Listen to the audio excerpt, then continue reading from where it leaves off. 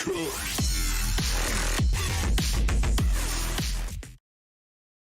Villanova, we believe in community and in ourselves. We create, adapt, discover. And when confronted by uncertainty, we don't stand idly by. We never have.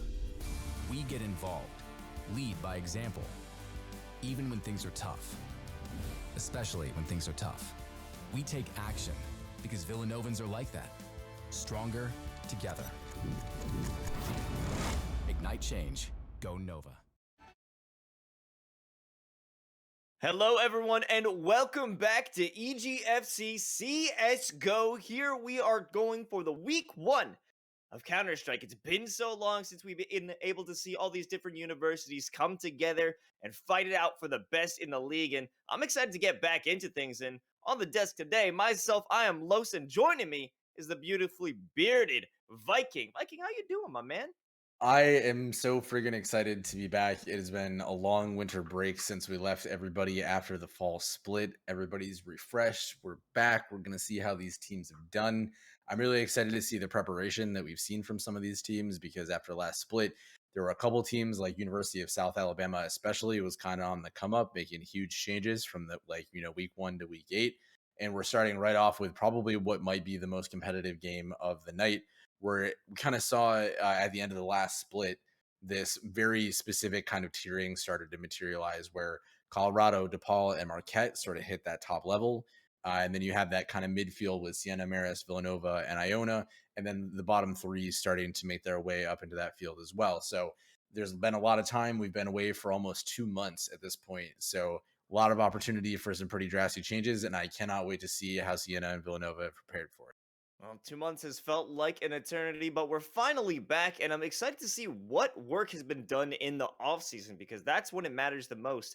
It's how you could develop as a team when no one's looking, what you're able to do as a squad, develop your strats, develop lineups, develop plays to execute against one of these harder squads. You want to break out of this area, because right now Villanova sitting pretty in 6th place, not a bad record of 8-8, but they're going up against the 4th seeded Siena, 9-7 right now, just a 1 map difference. So if they could come out on top with 2 of these, that'll set them apart from the get-go.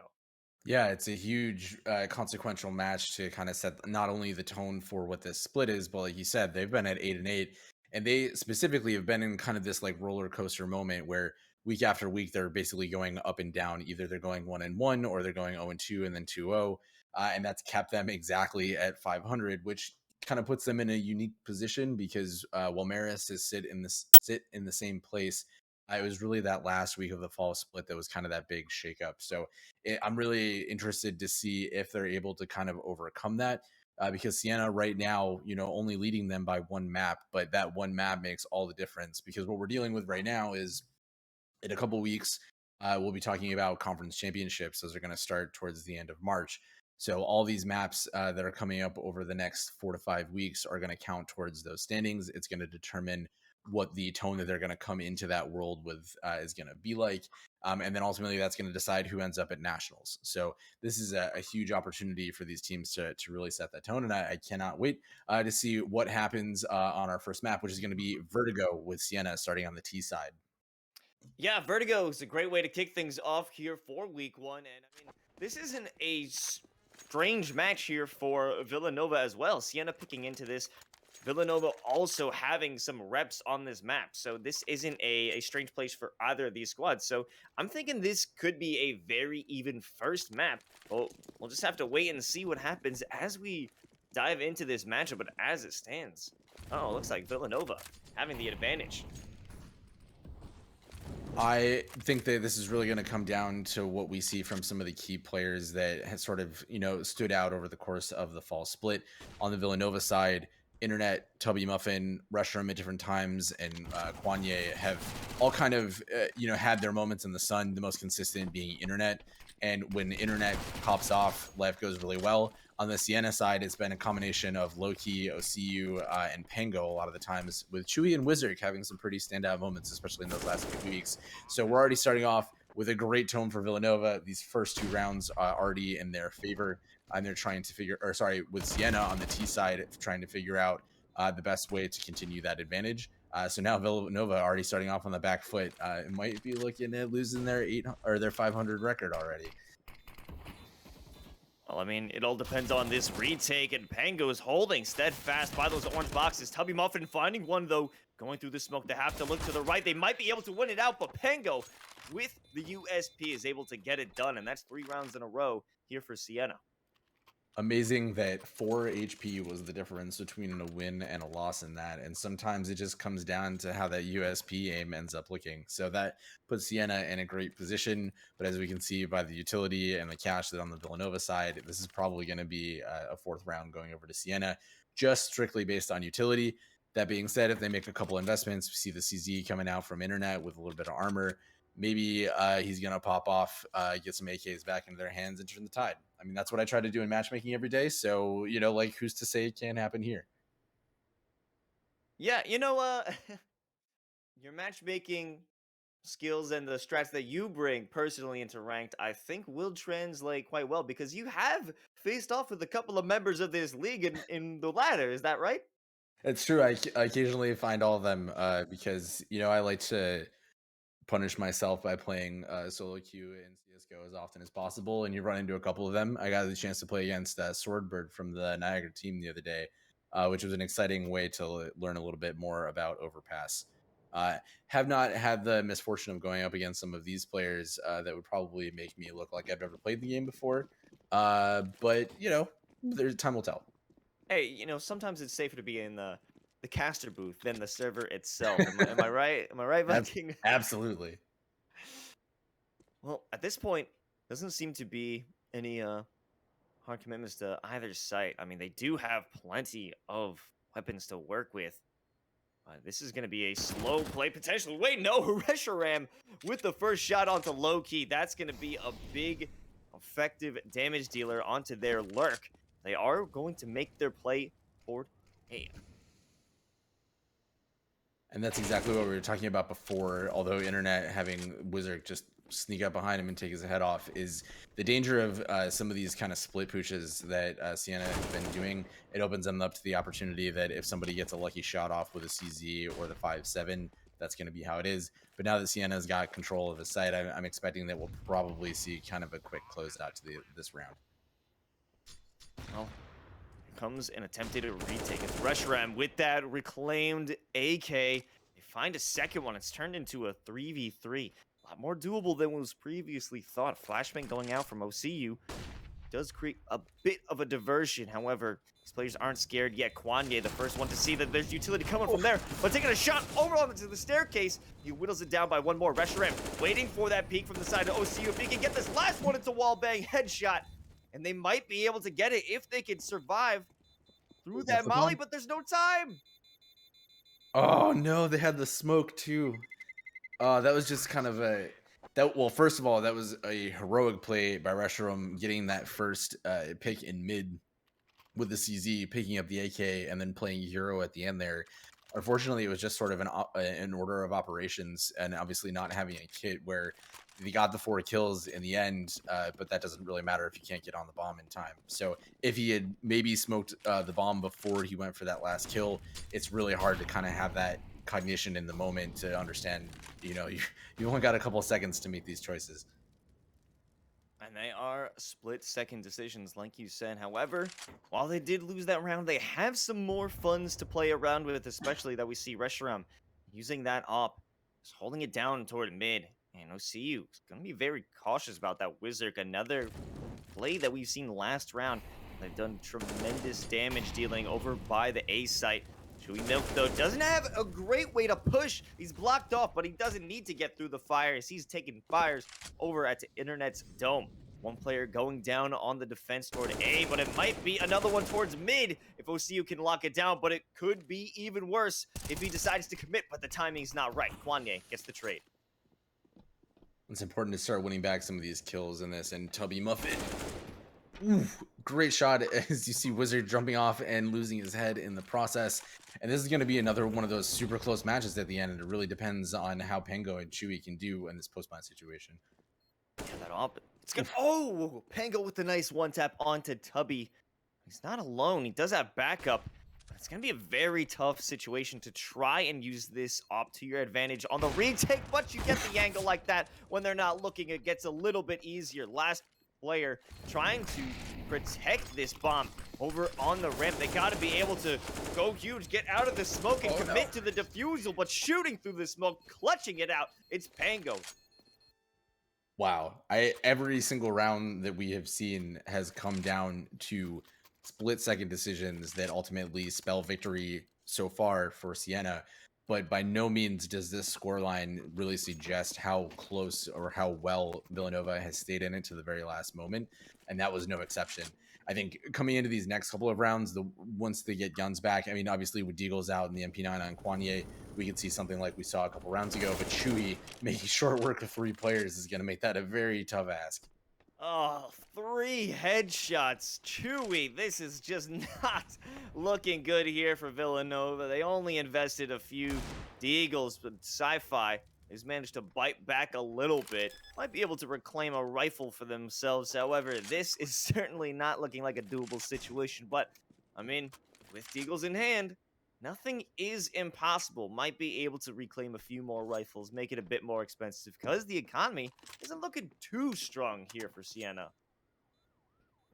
I agree. I think one adjustment that I would like to see from the side of Villanova is, if you've noticed, coming into the very early parts of the round, Internet, who's been sitting up in that scaffolding position on the A site, has continuously just lost those fights, either because of a flash or some other utility, or just not having really an answer to it. So I think one of their big moments is, because you obviously don't want to lose somebody in the first 15 or 30 seconds of the round, is to either consider a different strategy about how he's approaching that position, or consider playing some of those elements like over at sandbags, playing behind dumpster, or more on site, just because they're giving up somebody who's isolated, and because they're not playing with a support player in that position, there's no opportunity to trade.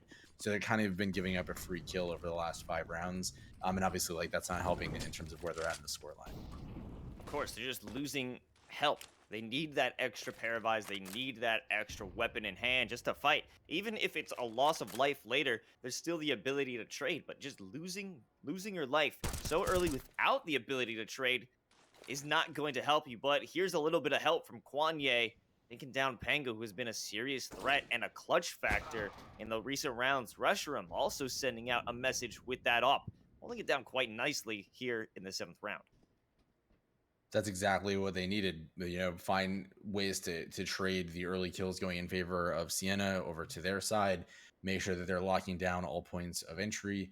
The normal kind of things that you want to accomplish in CSGO that they just haven't had the opportunity to get into yet.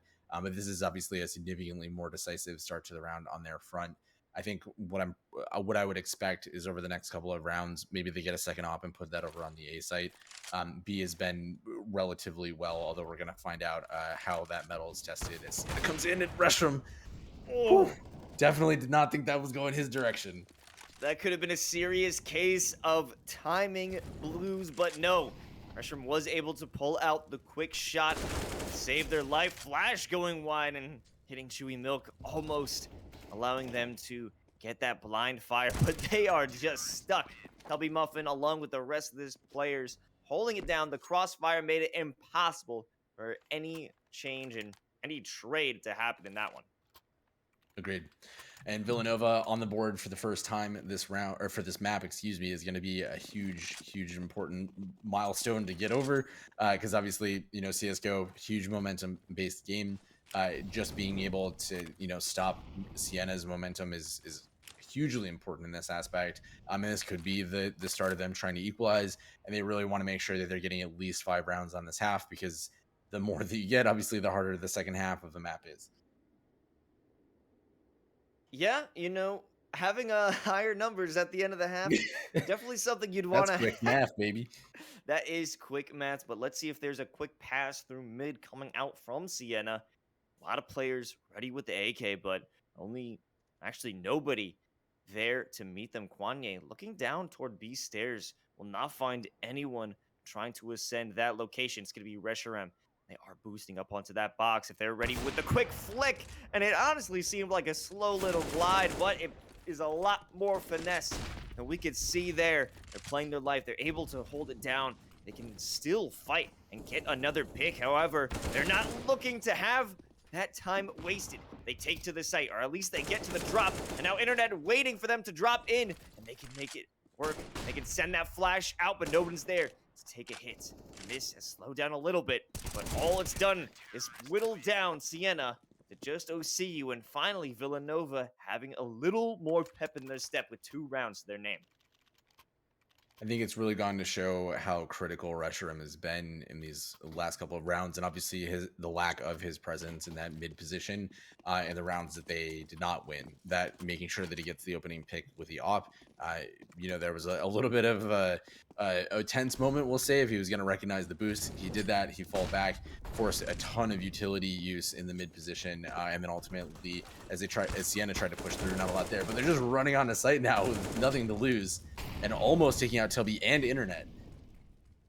Yeah, that pistol rush is gonna at least try and bring down some weapons, but they are struggling. Definitely so. Unable to find those eco frags they were looking for. And it's all up to Wizark, who's running away, potentially waiting for someone to chase him, or even go for that plant money on B site. This feels like a little bit of the karma that Siena had been taking advantage of in those first couple of rounds, where they were winning, by a difference of 4 HP or just, a couple seconds on the bomb timer. Except now this is going in the favor of Villanova, just being able to take advantage of the fact that they were caught a little off guard, I think, by the pistol rush, but ultimately were able to bring that back. They got the kills. They were able to spam through the smoke. But Wizard not going out without a fight, able to take out Reshiram, which means that they're going to have to pick up that off and rebuy. So taking a little bit of cash off this, but obviously looking at the bank for Villanova, they're in no shortage of dollars. And Siena is just coming back into that position of buying with some limitations on their utility. So it's going to be a lot up to those mechanical executions and making sure that they deal with Reshiram in that mid position or wherever he ends up rotating through later in the round. Yeah, maintaining that op control will be a huge factor, because that's how they've been able to block off mid every time. It's the presence of op from Reshiram that has staved them away. They have to go back to their original idea of looking for picks over by ramp, but not sure if that will be the case this time around. Wizark taking the bomb away, throwing it as they go for this peek toward ramp. No one's falling for it this time from Villanova. Well, I spoke too soon. It's Tubby Muffin who's going to take the first L into this round. However, Mollies are going out, sending those preventative flames to keep a rush at bay, but swinging around. Kwanye wasn't expecting low-key to be there, but now the guard has been doubled. They realize the push is going towards B, and Kwanye wants to have that site presence before the rest of them can escape and get onto that activated bomb site. It will be OCU who starts the clock ticking.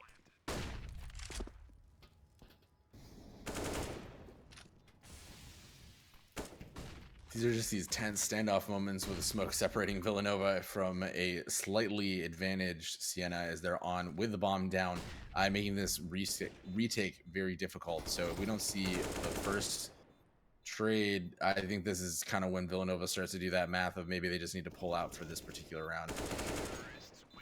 Ultimately opting not to do that. But hey, again, we talked about before, they got a lot of cash in the bank. I mean, Tubby is sitting on 14.8K, so no sweat off their back, but obviously they would much rather have come away with a W for that round. Yeah, Tubby's taking the role of Daddy Warbucks in this situation, has unlimited funds, but we will see if actually is the case. Sci-Fi Crap not opting for much utility, only going with the smoke grenade. Not sure if that will be the right maneuver. Oh, the flame almost acted as a smoke. Chewy couldn't see through it, and it allowed Tubby Muffin to get that opening frag. Pango, though, with that off, is causing some serious trouble. The wall bang headshot onto Tubby there for the trade. These rounds just keep ending up with these really determined by who goes down first, and that has set how the last couple of rounds have ultimately played out in many cases. So when they're trading, it makes it a little bit more interesting because we're not really sure where it's going. But I think Siena has continued to opt for this kind of slower push, slower strategy ultimately, and how they're kind of poking and prodding for these different weaknesses. We saw, the one time that they really tried to push through mid, that got, punished pretty heavily by Reshiram. But now, as they're starting to bunch up, look towards this A site, we'll see just how Internet is able to deal with that pressure. Setup is being rolled out. The smokes, the flashes, the frags are all being put into place for them to execute over onto A, but it isn't going to work out as long as Internet has something to say about it. Low-key, though, running with the P90 puts that suppression out, but it's still a standoff. The ops are in play. Both of them are working to be the first one to take a shot. However, it is truly a standoff. If they're able to see it, both of them take a shot. Neither can take the other out, but Pango on the secondary fire will be able to get the job done. And now the bomb can be planted, a 2v2, but still with that open play, it makes it tricky as long as they can get this first frag in. It's a 2v1. Now they can work it out. The smokes are down. Pango has to work quick, has to be able to stop it, but here comes the quick scope. Might be able to get a second one, but they're shooting through the smoke. They can't see it, but he gets it anyway. It's a no scope stop to win the round from Pango. Another clutch from this player again for Siena. That was just an incredible play by Pango there, able to make the best possible use of the op as a weapon, get in there with a little bit of stylish no scope at the end. And ultimately, I was a little worried when he missed that first shot because, you get a smoke down and with a single shot, you don't get the spray ability there, but comes through and it's just back to those first 4 or 5 rounds where, it just came down to who could last for those, remaining 10 seconds before the bomb ultimately went out. And I think that was a separation of maybe a second and a half. Such a unfortunate moment, but great success for Siena. Now it's allowing them to gain great confidence in that play. Even Pango going aggressive with the op, but in the process, they've already lost 2 players in their attempted execute onto A. However, they are once again at a standstill. We've seen this before. Pango at the top of ramp going for that first pick. However, Reshiram wins the duel this time, not with an op, but with an M4. But the op is still in play, and Tubby Muffin is the one who gets that info. Signals to the rest of them, hey, we shouldn't peek this. And as we get into this mid-round, utility starts to disappear. They start to, consolidate their efforts. We're going to see if, once again, we're down to Pango and whether or not he and Wizard's efforts are going to be enough to overcome, ultimately, the numbers advantage. But because we had Kwanye still staying on the B side trying to be safe, there's going to be a little bit of lag in that rotation. But it really comes down to whether or not they're going to be able to catch out with these positions. But this post-plant utility is going to be super important. And with only 2 smokes down, they do not have a lot to deal with there. Ooh, that is going to be a huge factor if they can get it done. Reshiram, how many kills this round? A great play from this player. Pulling it down, it would be 4 for Reshiram this round. That is definitely the clutch factor they need. A helpful hand for this squad. But it was also a great lineup. Getting that first pick onto Pango, removing that crossfire, forced the hand of the rest of Siena, so they couldn't do much but swing at the sound of a defusal. Exactly, and then we keep getting into these situations where we're trying to figure out how it's going to work, and Siena is back again on the pistols, going for that fast push. Wizard able to take out Reshiram. Going to try to take out Sci-Fi Crab. It works for Kwanye. Ooh. Oh, the backstab. Wow. Honestly, for a second there, I really thought that was going to work out for Siena, because once you get those weapons and you get on this site, it's a whole different position than, trying to find those opening picks. But they did make it a little bit more expensive for Nova. So, they're a little bit, lighter on the bank, but they're still able to come in with full utility. But Siena back on it. They're going to try to finish this out 10-5, and that's going to put them in a great position for the CT, already guaranteeing that they're going to be at least at a 1-round advantage going into the second half. Not exactly a slow play over towards B, but they are having some base time on the side of A ramp. The smoke will remove that possibility from play. Will force the rotation and a stronger commitment towards B, so it's going to be up to Kwanye. If they get to hold it down, the regular A player or B player, suss it out. Chewy Milk, however, re-peeking again. Here's the execute over onto B. And without much of a presence on that site, I mean, clearly Siena doesn't know that because they're still taking it pretty slowly. But right now, they could basically smoke off that transition spot and then just take site. But they're opting to just throw the utility and back off. So without a lot of information, they still haven't quite figured out where they want to go. The smoke goes through, but it isn't going to be good. Tubby Muffin doesn't win the duel out. It has been a bit of a extended fight in that scenario with pretty much everything in the kitchen sink being thrown by Loki. However, now the bomb is going to be planted on the side of A. Question is, how are they going to retake it? It's always been a struggle, but Loki coming from the flank might be able to pick up 2 if they can get the shots ready. The reload's in. They could go for a 3rd one. The communication isn't there, or Reshiram just isn't ready to hold off all the angles as Loki picks up a 3K. That's a tough loss. They seem like they, had done as much right as they could up until that point, but that low key flank, just high key, the critical moment in that matchup.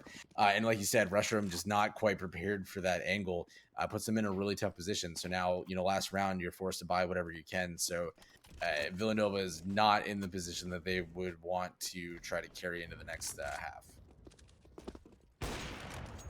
It's make or break in this moment, and you can't get shot like that through the smoke, internet.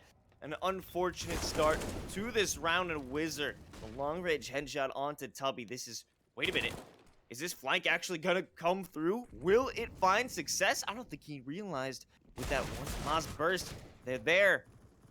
But actually, even if they manage to get anything more than this one MP9 kill, it's still gonna be an upward climb. It's still going to be a mountain to surmount here for Kwanye. The running gun actually works out.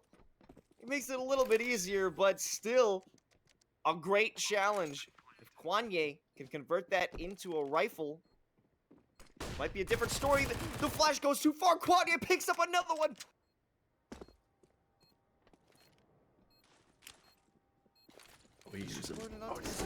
Oh no! He was on a freaking tear there, and I was totally ready to see Kwanye just put everybody in his team, all those ashes from the cremation, right into his backpack and just like walk right into that site and take it. But he forgot to check sandbags, unfortunately, and just left his back open to that. I think probably rightly more concerned about Pango with that op and just trying to make sure that he had the best possible moment to avoid some of the unfortunate situations they've been in before. But no time to dwell on the past. They're immediately going to jump into this, and we're going to see if Siena is able to fare better on the CT side that ultimately we saw from Villanova. And Villanova is, of course, trying to use this as a way to climb back. If they win this pistol round, it's a much easier situation than starting off from a deficit, obviously. So we're going to see what they can do. Wizard with the opening headshot over onto Tubby. Will hold down this side angle by the scaffoldings. The trade, though, is there. And we'll be able to finally pick up one. Still a 3v4. The smokes are there. They can get the plant if they are quick and stop the push. And there it is. Internet with the first anti-retake kill.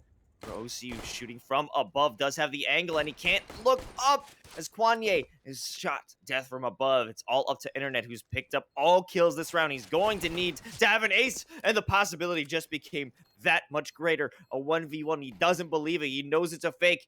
Going for the jiggle peek. Pango doesn't get it. He's going to run away and buy time for themselves. Pango has to try and get back on and defuse, but they can just keep playing this game because Internet has it completely worked out with the ace. And this should be a good start for Villanova. What a tone setter for this half. Internet doing incredible work to keep his team in it that time around. And you get real nervous when you have to dry peek all of those, especially when you're talking about a Glock versus a USP fight. And he just played that so perfectly, just getting lucky with some of those jiggle peeks. And obviously the one taps with the Glock are amazing when your opponents don't have a head armor, so forget about that. But Siena being super aggressive, giving no quarter at all.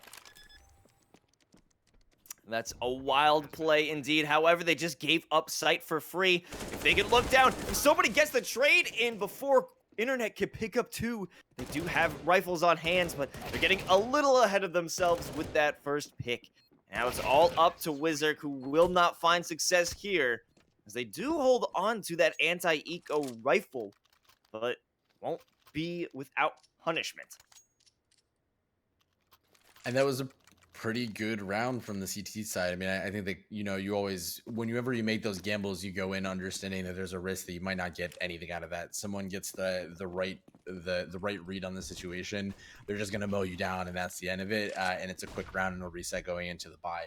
That time they were able to take out 2 of the Villanova players, make it a little bit more expensive, and you still see 3 of the Galils on the side of the T front.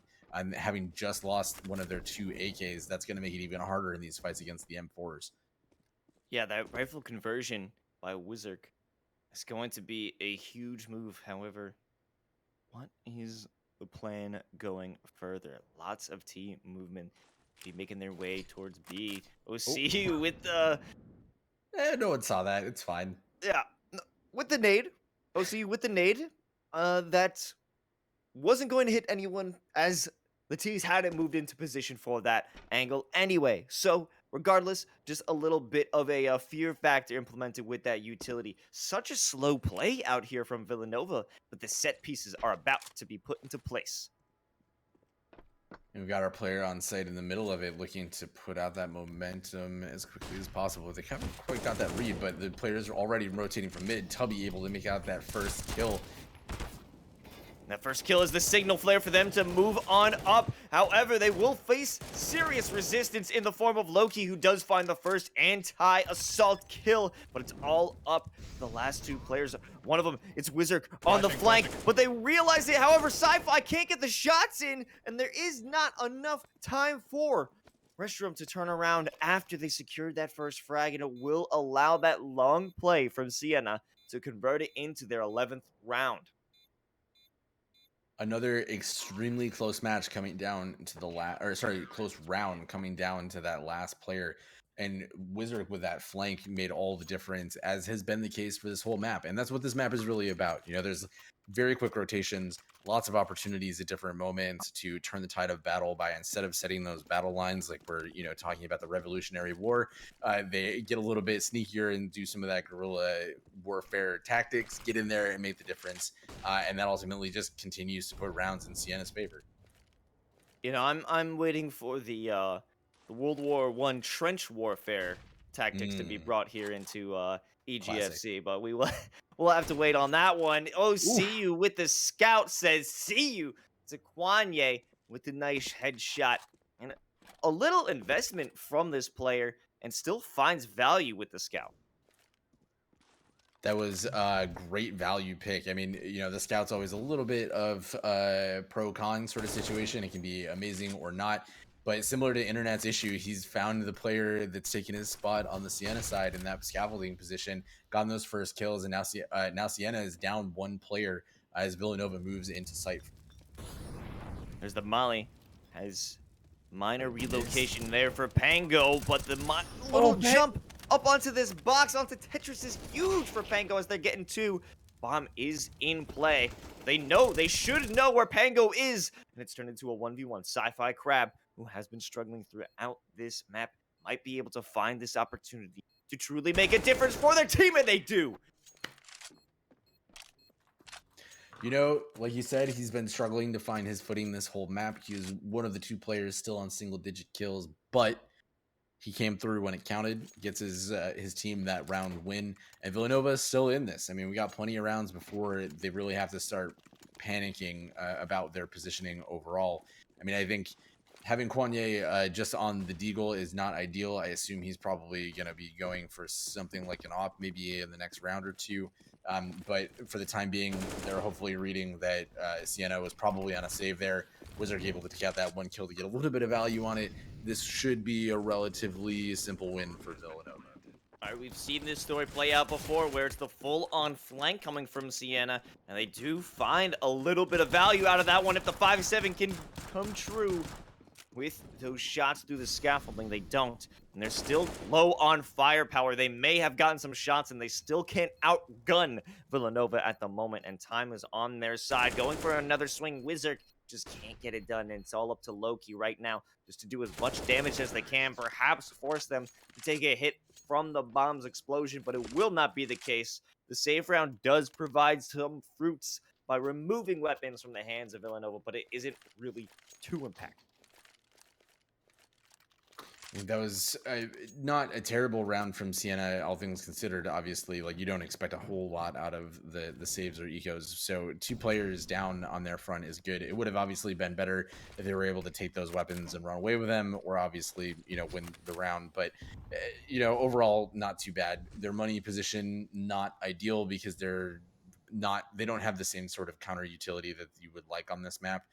Especially as you deal with some of the late pushes and things that they might have. But Villanova opting again, instead of going into that mid area, are more focused on just kind of walking up a ramp and seeing what's going on. Some slow plays we've seen here from Villanova, and they want to be careful because they're creeping their way up to the equalizer scoreline.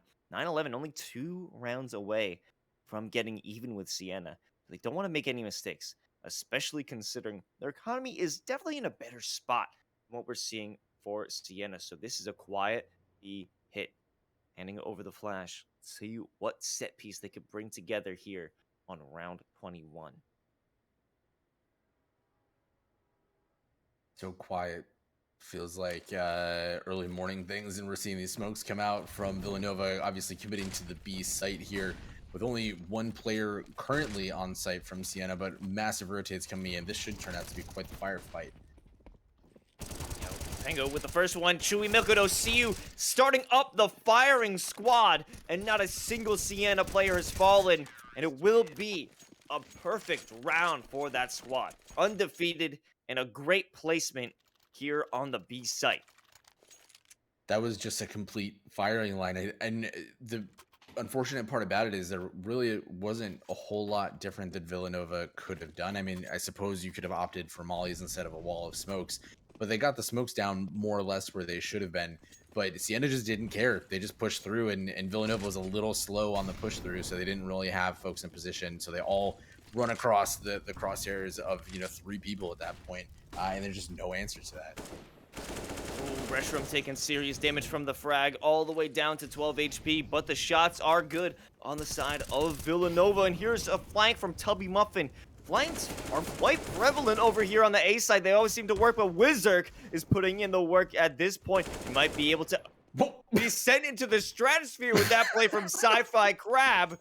And now they have the site completely taken. OCU, the last one coming back from CT Spawn. It'll be that first frag going over to his favor. Going into this 2v1. A lot of damage onto Kwanye, just a single bullet to put them to rest. Sci-Fi Crab at the moment will be the biggest threat, but if they can get the first kill here, they can remove either player from this crossfire. Becomes incredibly possible here for OC, but it's all gonna matter with that first peek and Kwanye there for the headshot. 10-12, new scoreline. Thought we were watching like first generation PUBG there for a second with how fast that body of Wizard went straight up to the sky. But it was good. I mean, Villanova needed that, and that moment, we'll call it a pivotal moment. It definitely helped out a lot. Villanova able to stay in this because once you get to round 13, especially if you're not on the ups, like your economy just starts to slow down in such a way where you don't have the extra rounds to recover from that. And as a result of that, that's where you see games slip away pretty quickly. However, they got 3 rounds before Siena puts it on to force a tie. They're feeling pretty good about that. That was a great round win. And once again, we saw how important that flank and that presence in mid, which, again, we've seen Villanova mostly opting to just, commit an entire team to one site. They've changed that up a little bit this round and are doing a little bit more of that kind of default poke and prod, but trying to get more of that presence across the map is probably how they're ultimately going to take the last couple of rounds that they need to ultimately come out on top this round or game.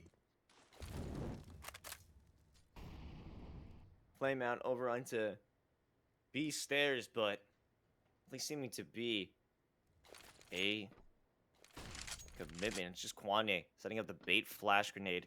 Pango there for the rotation, looking to help the rest of their squad here to B, but that won't be the case. It's just a feint. Restroom starting to smoke lineups. Here comes a Molly as well. Should be the signal flare.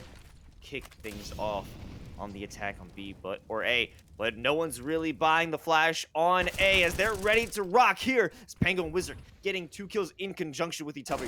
Tubby Muffin, however, there for a kill of their own. This is looking to be a back and forth fight. If they can get the bomb down safely, there are 3 players waiting on the other side of that smoke to light up NET, who decides to show their face on Jump of Faith. Somehow Chewy Milk doesn't get the shot, but they find one over onto Tubby Muffin by scaffolding. Now, this is going to be a high stakes retake situation. Both players over by ramp. They have to check so many angles, but they won't need to check as many. It's just up to Sci-Fi Crab. They find one, but the team fire will be too much for them to win it out. An unfortunate moment for Villanova. They had done pretty much everything that they could. I think the main issues that we had there is Siena just characteristically continued.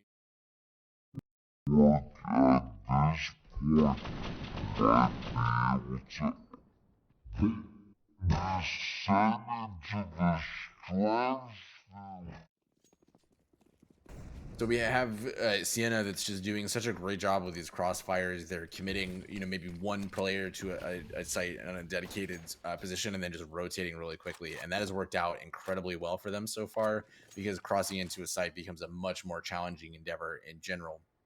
So in that case, they had a couple of great moments and great shots, but the bigger issue is that some of their post-plant utility just went a little too far and made it a little bit harder to hold some of those angles in the post-plant. Vertigo's out and a boost attempted down mid. It doesn't come to fruition there, as Reshiram actually does manage to pick up one.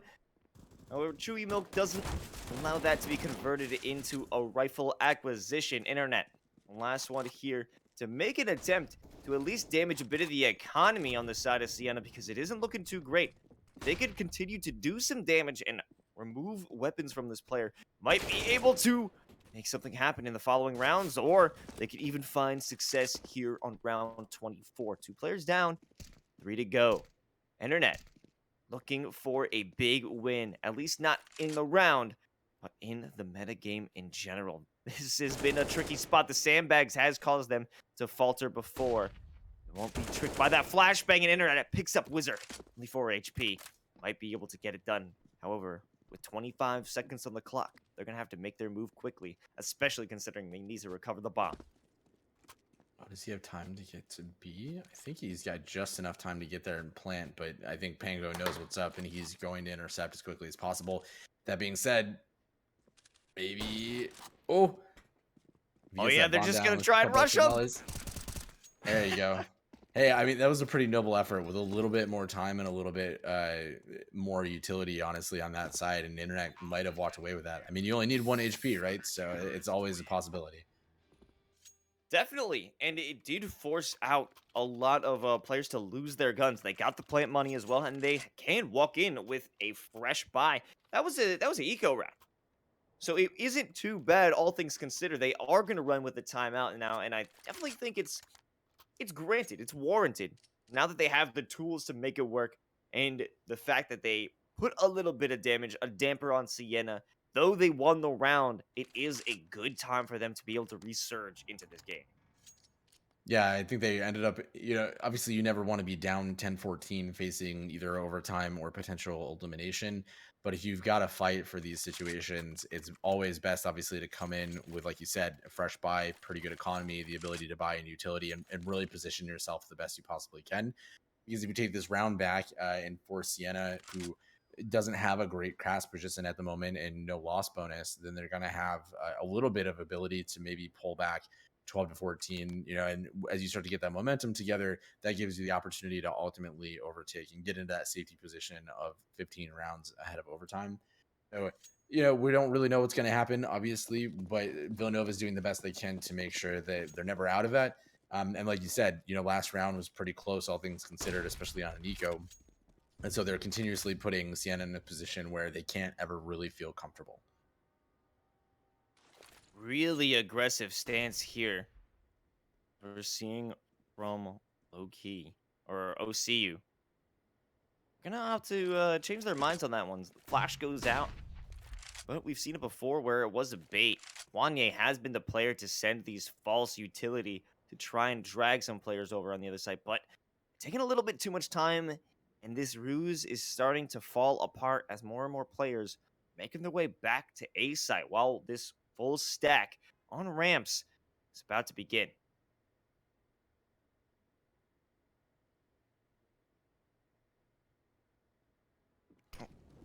Seems Dealing like with a tech issue, but now we're back into it as the smokes in utility are being set off. A little bit of damage going onto Wizard from the frag, and the shots through the smoke are being sent out. They're letting them fly, but a bit of a flank on the side is coming out, but Internet sees right through it. They won't let that one happen. Oh. Reshiram and Internet are putting in the work. Kwanye West, unfortunately, has a self-destruct there, but it's still okay in a 4v2. They have the advantage yet. Now it's just critical to be patient. You know, this is the classic. You don't need to peek. You don't need to give them an easy first frag sort of situation. And the bomb is planted for them, so there's no issue with the patience there. But we have Pango and Chewy still available, and Pango, as always, has been critical. Not this time around. The smoke fire finally goes into Villanova's favor. They have been suffering at the hands of the blind shots in the past. However, this time they're about to send some hell back from the smoke over onto Siena. Very nice to be able to wipe a little sweat off their brow and take a deep breath, because now they're dealing with another eco. Whether they've read this or not, I think they're starting to get a sense that there's quite a few CTs over here. And oh my god, OCU takes out Internet, their top fragger, immediately, which means that there's going to be a rifle now on the side of Siena. But Villanova is now aware of this position, so they're just rushing to plant, trying to get as much there. And now they're going to see if they're all coming from the same direction, with the exception of the mid player here, but that's going to be caught out. Pango not able to really have much of an impact, and now we're just going to see if Villanova can clean up the last 3 players, or if this is going to get dangerous for them. Oh yeah, they should be able to get this one done. Sci-Fi Crab ensuring it. They do have rifles and some angles, but they're going to opt to retreat, hold on to that AK, and play it for the next round. They do have a bit of buffer room, but maybe even some exit frags if OCU can get the timing right. Might be able to find it, and yes, there it is onto Kwanye. May even be able to give Wizard another rifle, but actually too far away, and I think he's actually going to get taken out by the bomb explosion. No, it will be safe. However, great round coming here from Villanova. It is against an eco, but still, any round win for Villanova is a great round. Absolutely. At this point, every round is critical. But I think it's a great point to just, again, see how no matter who's in command of the round at the end, the other team is always making it a very uncomfortable situation. So as we come into these, final couple of rounds, we see that Siena a little bit light on the utility front. They're not in a great position. So as long as Villanova can take this, they should be able to tie it up. We've seen Reshiram have some serious map pressure when they're on that op. They can manage to get out the first frag, maybe even trade it out here against Wizard. No, Wizard does get out scot-free with the first frag here onto Internet. A little bit of a you didn't see that there from OCU. No worries though there for Siena, as there isn't too much pressure coming up, but actually over down mid, Tubby Muffin whiffs the opportunity to make it a little bit easier. Chewy Milk there, quick on the draw. However, no one else is there to be found here on mid. A reverse, a double back toward A. Are they going to be able to find luck against Wizard, who has had it completely controlled? Oh, Loki on the ladder, picking up the 2 of them and making it match point. This is not looking good here for Villanova. They had momentum. They had the ability to get there, but it just all fell apart on round 27. They couldn't close it out. And the best they could do at this point is take it to OT. That is a heartbreaking round where the Internet kill at the beginning off of Wizard on A ramp just really set things off, and then everything from there just kind of seemed to descend into chaos. And there's obviously only so much you can do if you're not able to win some of those 1v1s, and when your initial plan of attack gets taken apart. It's really up to the teams to be able to adapt to those situations, make sure that they can still find ways to find victory. But unfortunately for Villanova, they just weren't able to hit those shots in that mid position and deal with some of the unfortunate situations or scenarios that came through that. So now, like you said, they're on match point. So they've got no choice but to win these next 3 rounds and force an OT. Otherwise, we're going to be looking at the next map coming up pretty shortly. Yeah, it's do or die here on Vertigo for Villanova as the final seconds of the pre-round timer tick down. Question is, what is Villanova going to do differently? What can they do? I can tell you what they have to do. It's be careful when it comes down to A. They've lost too many lives when they're trying to make that careful play, but they're not messing around this time. They're not going to take it slow as they are starting to rush up. The flames are there, but they don't care as the utility is being sent out. They got to move quickly and fast before there could be any full setup here by Siena. And they're about to get that bomb planted. We have Pango with the op, but they can't see a dang thing. And this will be the moment for them to find victory. If it isn't for Wizark, who's shooting from the sidelines on the scaffolding to go down. But they do get the plant. In fact, for Internet, swapping over to the AK, looking for another angle, but it will be stacked up. There's 2 players looking from the same direction. If they get one shot, it will be over. Sci-Fi Crab does get that trade. They win the duel. Loki goes down, but if they can maintain this pressure, maintain themselves and the security around this ramp, they might be able to do it. Kwanya, completely blind, gets a shot into OCU, and Pango does have that op in hand, but they don't have the time to take out both of them and get the defuse, so it's looking like Villanova is staying in this round a little while longer. Love that change of pace. That was exactly what we needed to see out of them. Unfortunately, losing Sci-Fi Crab, but hey, that's a small price to pay for not losing the map. So love that they changed that pace up there. I think that that was one of the big issues of, you know, like when they were letting Siena set up with that wall of fire behind the smoke and just, you know, cross-firing them all before they even had a chance to get onto site. Beating that up, getting through there, showing no fear and more of that aggression. And it looks like that's what they're trying to do again here on the A site. Yeah. Just kidding. I was about to say, if it isn't broke, don't fix it, but they decided, you know what?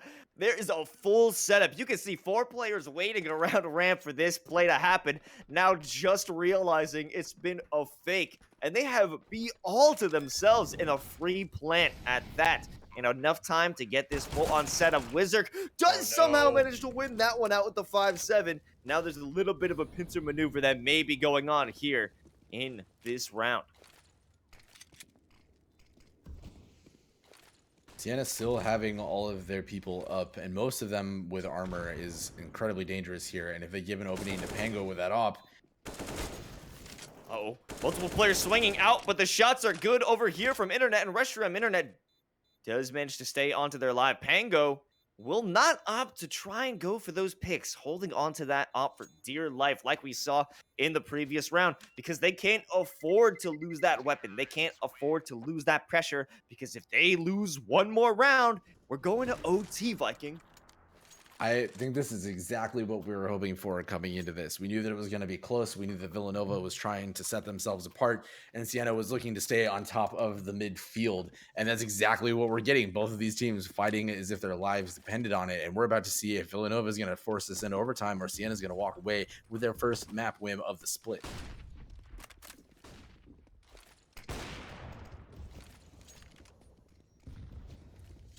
Multiple players not making that full commitment.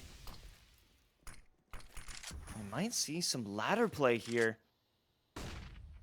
Yeah, they're waiting. Ooh. They're waiting for that pincer maneuver from mid. Isn't too much pressure. There is one player. It's going to be Chewy Milk. Looking down mid. They have just the M4, but it's the timing that works out horribly. Tubby Muffin picking up 2. Now, this round has just been flipped onto its head. It's a little bit of chaos, a little bit of pandemonium. They aren't sure where the players are coming from, and in a matter of seconds, Villanova clinches this second half. We're going to OT, Viking. Amazing. Truly amazing. I am always excited when we get to see OT because that means that the teams are both playing at their best. They are not giving up anything at all, not an inch to one another. And Villanova, with a little bit of a touch and go play at the beginning and a little bit at that midpoint, is able to claw back, win those last 3 rounds, and really make sure that they are not going quietly into the night. Certainly not. Now it's all up to how they open up this OT offensive maneuver. There is one player by scaffolding. And the shots are still not hitting. Both of them taking a lot of damage, but it was a spray and pray to the end.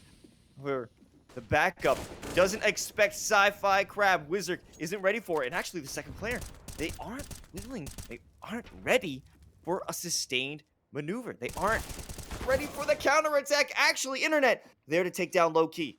Both players have lost some of their lives. However, it's not over just yet, but continuing to allow Siena to set up right now. It may be too slow. They might have to go away onto B before the defenders get too dug in. But Chewy Milk has taken the advantage. They're pressing it. And now Reshiram is the last one alive, gunning it over to B.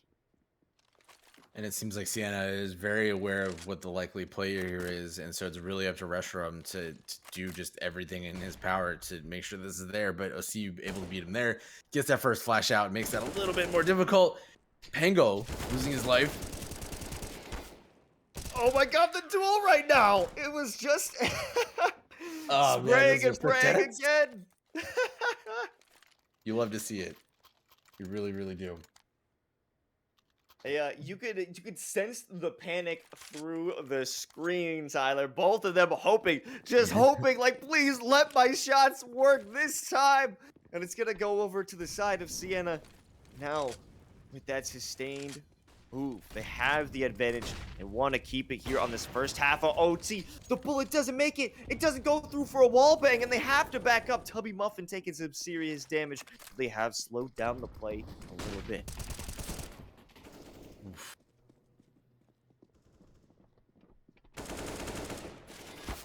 Move back over onto B. And Tubby Muffin finally striking back. Might be able to get a nice shot onto this last CT defending over there. It's gotta be. It's Chewy, who's been such a nuisance before, but with the blind Sci-Fi Crab gets it done. Still more backup over here on B site. Poor Tubby. Tubby unfortunately gets Kobe'd. There isn't much you could do about that, but there is a lot that Villanova can do. It's going to be a rotation. They will not commit to this one. Wizards knowing that there, man, just Siena's doing such a great job at these pincer moves throughout the whole map, right? They've been really good about their rotations from mid and from spawn, coming in there, trying to give a couple different angles. And Villanova is getting caught in these situations where their initial aggression either gets caught up a little bit and they're having some difficulty with that kind of follow through on site if they're choosing to be aggressive, and that's just giving enough time for that rotation to happen, or they're just kind of getting stuck, which is kind of a death sentence, especially on something like this where it's so quick for rotations. Yeah, you cannot allow your push to be stagnated. When you want that momentum, you need to keep it headstrong. Otherwise, it's going to allow Siena to have that perfect retake scenario, or even prevent a retake scenario from even happening, where you just can't get that full site control. And you have Pango here. Oh, wow. Pango, come on now, with the headshot through the dirty. smoke. It's going to be Siena completely dominating CT/OT. That felt like watching an entirely different map for the match for those 3 rounds. Villanova was just not hitting on the same type of cadence that they were in the regular time. So hopefully they'll be able to bring that back here. But Siena's on match point again. So if they win this next, then that is game 1 to the Siena College.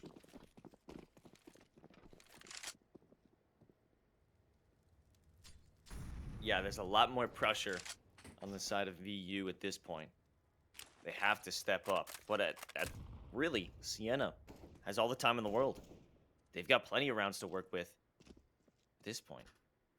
They're just going to let VU sweat. They don't seem all that concerned about making noise. So they're just, like you said, play patient, see where they get the picks. It's Villanova's game to lose here. So if they aren't careful, Reshiram able to just continue holding down that mid site, not missing a beat from when they were playing on the CT side in regular time. Yeah, that has been their bread and butter. Reshiram never allowed anyone to make that play up toward mid. They might have something to say about a bit of a delayed peek by Kwanya. I didn't even know he was there by the time they took the site control. Hey, you know, if it gets the job done, you're gonna have money anyway. There's no need to save those weapons. Have the element of surprise. Another one of those times they're just spraying. Neither of them can get it done. However, Wizard still sends over that nade, and it does work perfectly. Kwanye does go down, and it's a 2v3, but these players are hurting. They need to get that bomb set up. It's a fake plant, but the nade might be huge, and it is! Wow. I'm watching him the whole time, just standing right next to that volley. And I'm like, oh man, one misstep, or if that fire crawls just like a little bit more, that man's life is over. But instead of a molly, it ends up being a frag. Who knew? Yeah, that fake might not have been the best move because it caused him to send out that nade in the first place as a preventative measure. But it was almost as if they were looking for a peek, realized the nade was coming, and went the opposite way. If they did a full commit to that swing, could have been a different story. Absolutely. And Villanova trying to make their best case for why they should be in this position at all, coming out to this, 16 and 18. And if they could take it, I am amazed that no one saw each other in that particular moment. But able to continue just playing these sort of mind games, poke and prod, see who's on which site, and see if you can get anything early and ultimately trigger that rotation. Lots of utility being expended, but no one sees anyone until now. Kwanye sending some shots fly. Doing his best FCU impression with that nade there for a moment. Certainly wants to have that accolade to their name, but now the assault takes place onto A, and the players here to defend aren't exactly ready for it, save for Internet, who has the perfect angle. Looking through the smoke, stops the plant, and they still can survive among the smoke and send out another one. Internet peeking their head out again, preventing any player from having a foothold. Internet gets another one. This might be the ace for Internet, and it is. Oh my god, Internet has come through for this squad so many times in this map, and now we're on match or overtime point. They have no more opportunities. Siena College needs to lock it down and stop Internet from having free reign from that angle. I am speechless at that performance. Internet, again, just have these like incredible flashes of brilliance where I think that's his second ace of the map. He's doing an excellent job of coming out with those big wins when he needs them. Although not being aware of that grill peak makes me a little nervous. And maybe Siena's going to pick it out. 2 kills onto the B site already. He's going to make this. Internet's going to have to show up alongside Tubby and Reshram. Internet getting that opening kill maybe gives him a little hope. Although that nade, wow, that's a lot of damage. It's all slowed down now. Pango wants to make sure no one's coming from the flank, but really the main assault is coming from CT. 3 players ready, looking, waiting, flashing, smoking, and baiting, ready to get in there. And finally, it's going to be time for them to make that retake. OCU gets the first one over onto Tubby. Internet coming in with the trade. Now low-key, he's hanging out by the smoke, but he does have the support of Pangu, but it doesn't seem that there's enough time to get the defusal in, and there isn't. It's gonna be Siena College because they can't get the defusal in. They win Vertigo, finally, in OT. Wow. How else could that have ended, right? I mean, we saw from those first couple of rounds, they just were so close. They were trading frags, they were trading kills. And like we were talking about, it literally came down to those last couple of seconds, whether that was on the bomb timer, the last couple of HP. It was the same thing the whole match. I mean, there was a little bit of touch and go, a little bit of momentum trading and all that kind of stuff, but an incredible finish to the first map of the spring split. And we still got another match in this series to go. So we're going to see if Siena can continue to do some pretty crazy things and continue to maintain their position. With that win, they will make sure that they at least maintain their position in the standings over Siena, because that will bring them up to a 10 map 4, and Villanova will go to 8 and 9. So Villanova can continue that trend to stay at a perfect 500.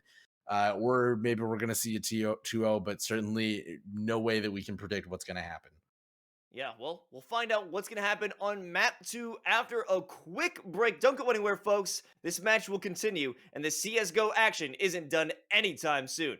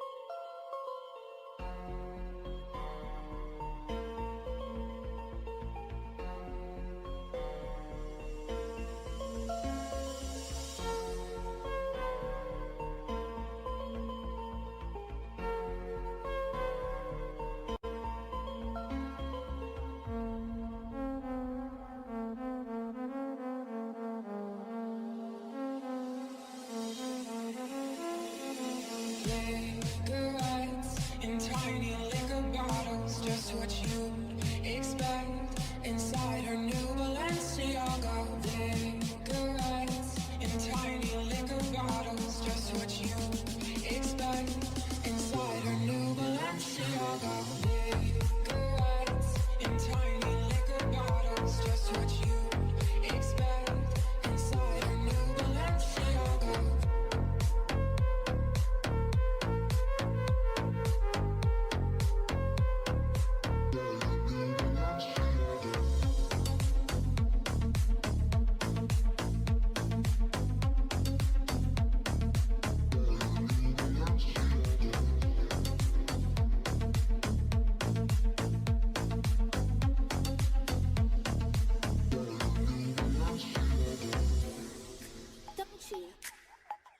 Why don't you introduce yourself to the class? Okay? Hi, my name's Mochi. Two eyes, I feel anxious when I'm high. Teachers say I talk too much. Mama say I'm talking enough. In the dark, I'm like a torch. From the hood, I hit the porch. I don't bang or sing on gang, but my dad got keep them things. Speak up. Speak up. Speak up. Speak. I get a little violent when I play the game of tag. I get a little quiet when I think about the bag. I stop when I sleep and I wake up with a drag. I'm pulling out my keys, so I wake up to the cash. This is who I am from the back to the front. I never had to pay for my schoolhouse lunch. My mama used stamps, so she needs a little help, but a nigga made do with the cards been out. I try to act smart, cause I win a lot of friends. I never really went with the flow of the trends. I think I like girls, but I think I like men. She is a dick, I never fit in. Overly cocky, I'm hyper ambitious. Me, bitch, I'm narcissistic. I am a black girl who beat the statistic. Fuck the opinions and all the logistics. Wow. Wow. Well, Doji, why don't you tell us what you do in your spare time? I'm all alone on the deep dark web. Me and my phone in this king-size bed. I'm looking at my pillow look back at me. My thumb is over the screen, the other is in my jeans. It took a second to smoke. My fingers inside my throat. I paused and then I choked. Don't think about it some more. Connection is moving slow. My brain is on the low. I'm reaching for the remote and my mama busting the door.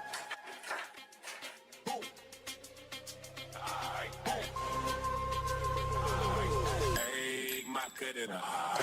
Hey, Macarena, Macarena, Macarena. Bitches on my stick, put my name in Harry Potter. No, she licking up, nigga disappeared like Tata. She asked for some dollars, not a bitch getting out of. And I'm in this bitch for my click. Hey, I'ma throw 20 racks on a bitch. Hey, three bones on my lap, world down my back.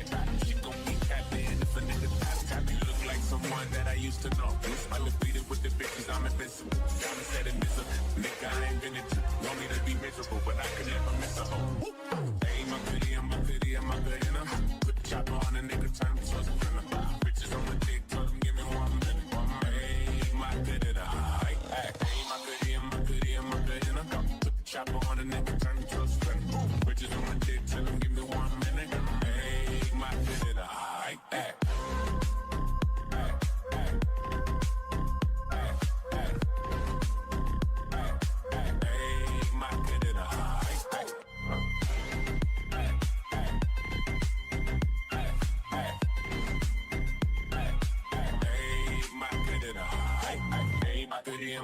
Macarena. Chopper on a nigga, turn him to a sprinter. Bitches on my dick, tell him give me 1 minute. Hey, Macarena. Hey, Macarena, Macarena, Macarena. Chopper on a nigga, turn him to a sprinter. Bitches on my dick, tell him give me 1 minute. Hey, Macarena. I find a spot, then I post up. Bitches wanna know if I'm single, tell her yes up. Till you dance on the gram, tell her shake some. I ain't even gon' lie, I'ma eat the chong chop. And I like it when she get the toes out. Get you right down, then you blowed out. Got a no biz, no gear, no route, no shout. Rockstar, so no doubt, no doubt. Fire to the flame, don't be burning me out. I'm the nigga that she told you not to worry about. Why you do shit in a rush, then she leaving the house. I'ma sip, I'ma clip, I'ma dip, then I'm out.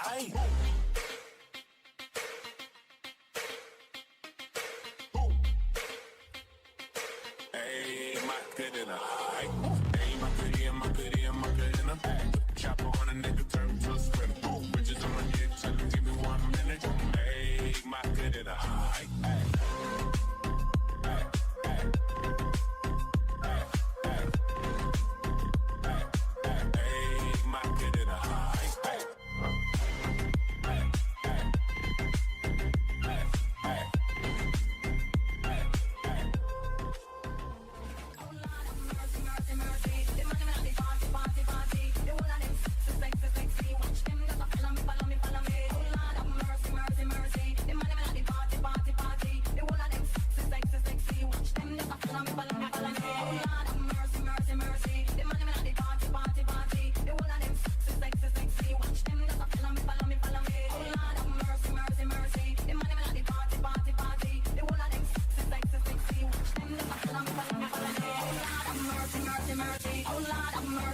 mercy. Oh Lord of mercy, mercy, mercy. Oh Lord of mercy, mercy, mercy. Oh Lord of mercy, mercy, mercy. Oh Lord of mercy, mercy, mercy. Oh Lord of mercy, mercy, mercy. The money not the party, party, party.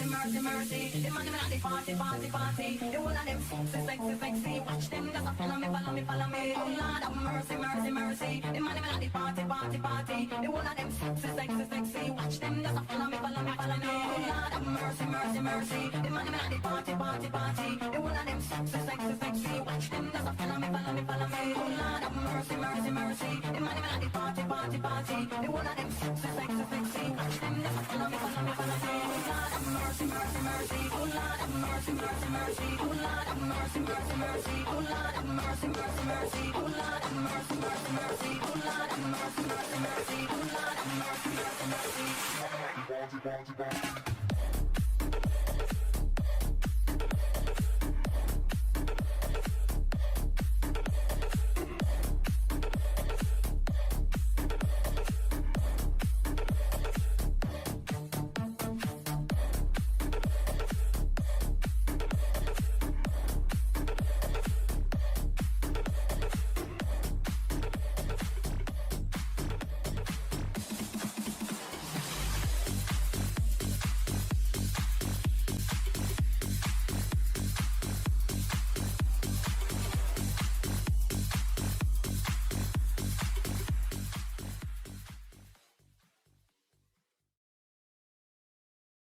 And welcome back to EGFC CSGO Week 1. We knocked down first map Vertigo in a nail-biter with Siena barely eking out a victory 18-17 against Villanova. 1917. However, we're jumping over into Overpass now to see if Villanova can get some sort of redemption. And obviously, if you haven't forgotten, your hosts here, myself, Los, and my man, Viking, are here to break it down. What are you thinking going into map 2, Viking?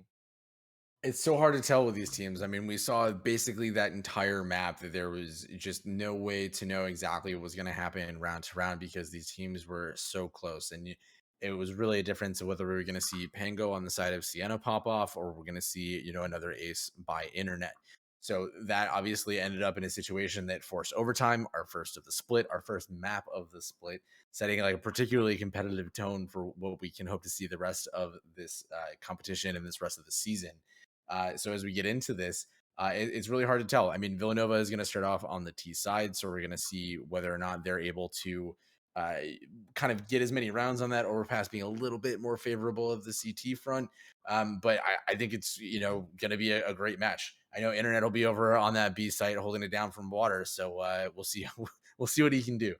Yeah, it's been coming down to crucial clutch moments from specific players on either side of the team or either team, because we know that Pango has had major moments, especially with the op, especially in the smoke. And on the other side, to flip it over for Villanova, it was internet who had those multiple clutch rounds to keep them in the game, to keep their eco looking fresh. So really, it's always coming down to an equal team.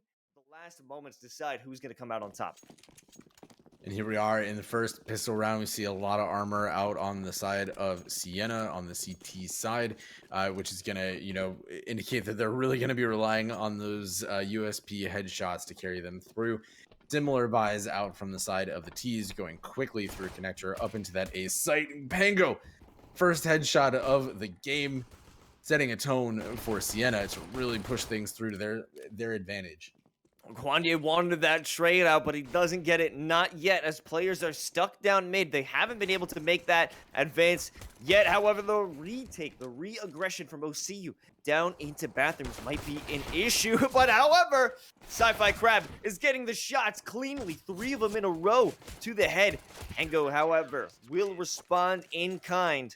And although Villanova doesn't win, they do get a few frags to have a little cash in the second round. Yeah, not obviously the result that they were hoping for, but not the worst thing in the world. They didn't get a plant down, so we're not going to see them try to force up, which is a smart play. It means you can come back in round 3, feel pretty confident in terms of your AKs and utility. Pango, knowing that, is already out on the scout, looking to get as many as they can, while the rest of the team is trying to farm with those USPs. But OCU and Chewy Milk not messing around at all, going directly for the rifles. Pango already noticing that there's quite a few players coming his direction on long. Chewy's going to be there to back him up and hope Internet takes out Pango. Ooh, but Chewy Milk holding it down with the FAMAS. They do manage to remove the scout from play. Kwanye picks it up, converts it into another one. They do have access to that rifle. I don't know if they're looking to pick it up. They have a few crossfire angles. They have some players ready to punish if they do get cocky, a little greedy in terms of weaponry. You don't even notice that OCU is there with the M4. And now all that's left is Tubby Muffin has the information, but what are they going to do with it?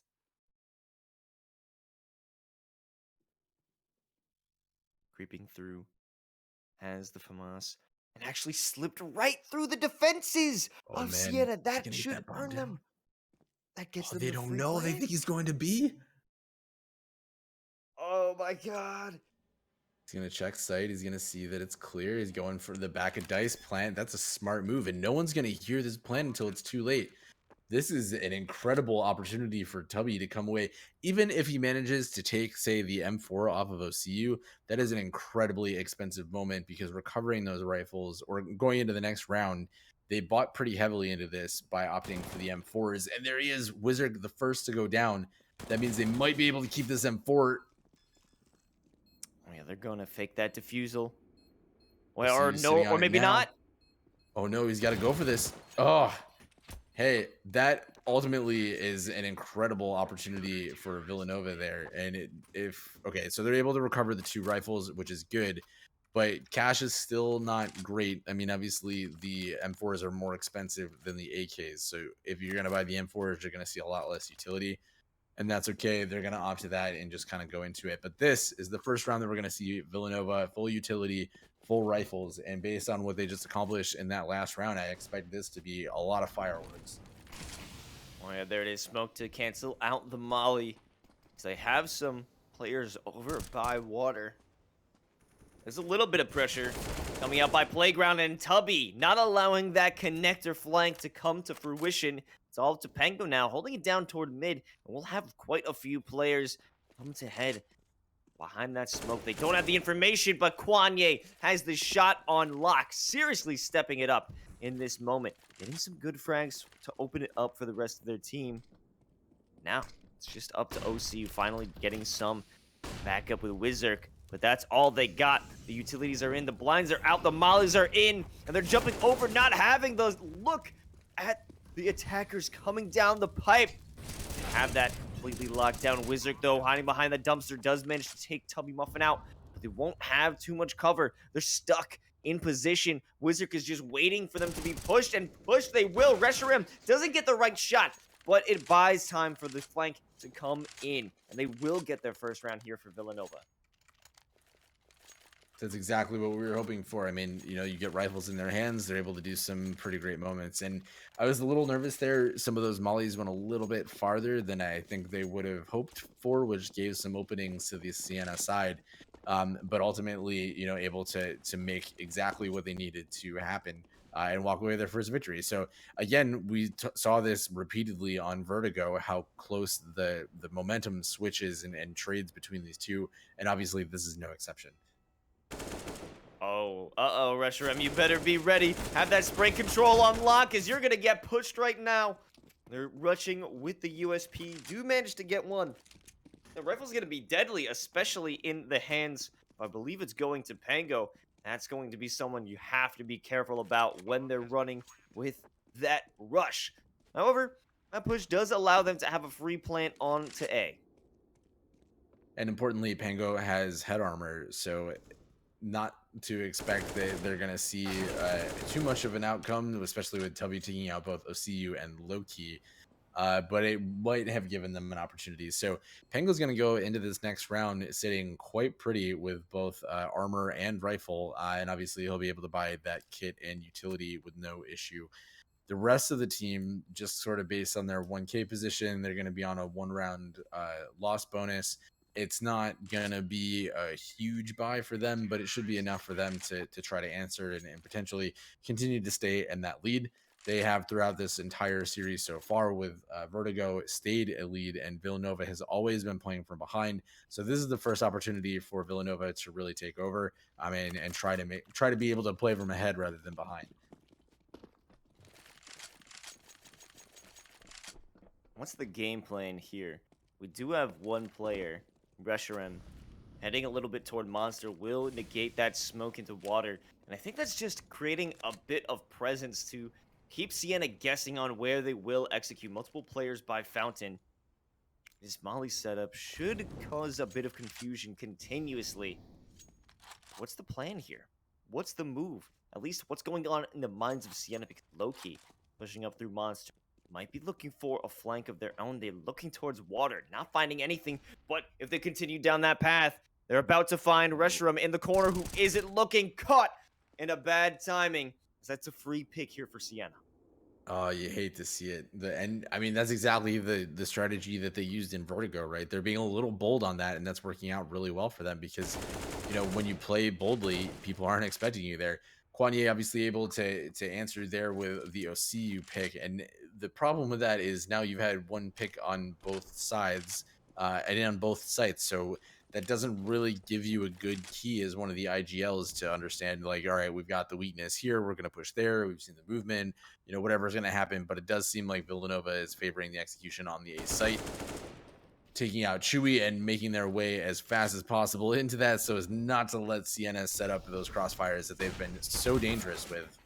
Oh, forced to look away from the flash, and it gives Pango the perfect shot. However, on the re-peek, they aren't so successful. Internet finding 2 heads in a row. Now Loki, looking to be the one hero for this squad, has the rifle, but it is definitely doable if they win this first duel. However, Internet with a 3-head shot, getting the hat trick here on this round. I think it's important to note also that the players across Villanova are all pulling pretty equal weight. We saw some pretty stark contrast, I think, across the earlier rounds, especially on the side of Villanova going into Vertigo. But this time we're seeing much stronger performances from almost all of their players. Sci-Fi Crab was someone that we had noted in the last map. He's already up there, right next to Internet. So there's a lot more going around on that point. And on the side of Siena, they just, haven't really had the chance to ball out yet. So we'll see how that equalizes over the next couple of rounds. But I really appreciate the fact that Villanova is taking no time in trying to make sure that they're equalizing that momentum. Of course, and we're here back again on pistols. Will be a Are they just running past them? Yep, kind of. a little bit of confidence there. Nobody checking in toilets, and that will definitely bite them in the end as they have that flank coming through. Oh my goodness. Mango and Loki coming through as the pincer attack. And Internet fall. Reshiram and Internet are still here. They're still fighting, and they do maintain site control. Hold up to OCU. The final flanker.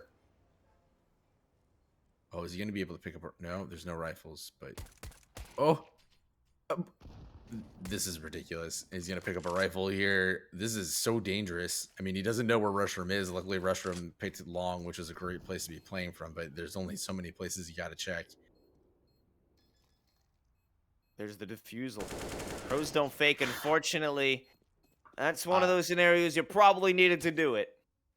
I can't believe what we just saw in that last round. They had nothing, just USPs, and were able to make that feel so chaotic and so dangerous. Just great aim and mechanics with his USP to just fire down everybody on Villanova. And if it weren't for Reshiram's, clutch plays in that moment, suddenly we're back at a 3-3, and Villanova sitting there scratching their head, wondering how did they manage to miss that. Yeah, you have to be completely sure of your surroundings. OCU there, opening it up here on round 7. Good pick again by Chewy Milk. Things are falling apart before they can even begin for Villanova. You have to be careful. Can't be so confident as to not take a look or just have that quick peek into an area that has so many different corners to check. And that ultimately caused the downfall. Well, not exactly a downfall in the round, but still, they lost out on a lot of lives, a lot of rifles. The economy is still okay, but you can't allow that conversion or it's the force by Siena. You can't allow them to find so many easy kills.